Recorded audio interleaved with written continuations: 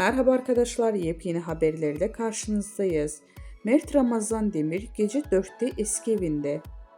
Mert Ramazan Demir kız arkadaşıyla sabaha karşı 4'te Cihangir'deki eski evine girerken görüntülendi.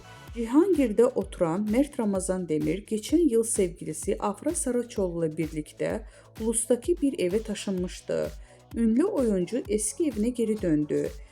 Mert Ramazan Demir geçtiğimiz çarşamba gecesi saat 4'te Cihangir'deki evine girerken görüntülendi. Üstelik yalnız değildi.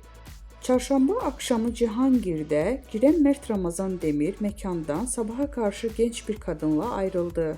İkili Demir'in eski evine yürürken objektiflere yansıdı. Apartmanın kapısının arkadaşı anahtarla açarken oyuncu muhabirlerin sorularına cevap verdi. Evime geldim, iyi geceler diyerek içeri girdi.